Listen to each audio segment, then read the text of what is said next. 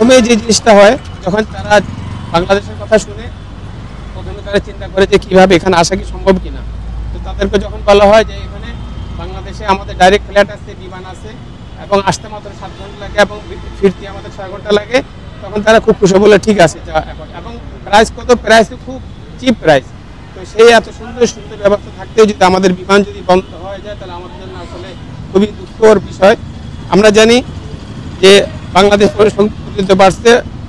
বাংলাদেশ বিমান একটি ভালোবাসার নাম, হাজারো প্রবাসীর ভরসার প্রতীক। সরাসরি ফ্লাইট হওয়ার বাংলাদেশিদের নয়, শুধু জাপানি বিনিয়োগকারীরা আসতেছে, নেপালিরা আসতেছে, ভারতীয় যাত্রীরা এই রুটে ব্যবহার করে নিয়মিত। শোনা যাচ্ছে এই রুটটি স্থগিত বা বন্ধ করার চিন্তাভাবনা করছে। বিমান শুধু একটি পরিবহন মাধ্যম নয়, এটা প্রবাসীদের আবেগ, দেশের আত্মমর্যাদা আর বিশ্বমঞ্চে বাংলাদেশের প্রতিনিধিত্বের প্রতীক। আন্তর্জাতিক মানের রুট পরিচালনার জন্য দক্ষ ব্যবস্থাপনা নিশ্চিত করা। 5 খানসাই নারিতা কানেক্টিং রোড চালু করে যাত্রী সংখ্যা বাড়ানো। 6 টিকিটের মূল্য স্বচ্ছতা ও সিন্ডিকেট বন্ধের কার্যকর ব্যবস্থা গ্রহণ।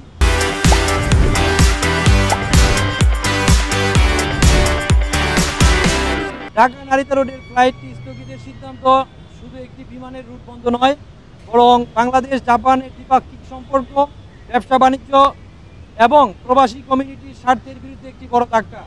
এই জন্য আপনার সদয় হস্তক্ষেপ ও নির্দেশনা একান্ত প্রয়োজন। বিনীত, বাংলাদেশ কমিউনিটি, জাপান। রিসিভ করে নিচ্ছি, আপনাদের একটা রিসিভ কপি দিব এবং আমরা এটা হায়ার অথরিটির কাছে প্লেস করে দিব। যে আপনারা যে চেয়ারম্যান স্যারের বরাবর দিয়েছেন, আমরা চেয়ারম্যান স্যারের দপ্তরে এটা পাঠিয়ে দিব।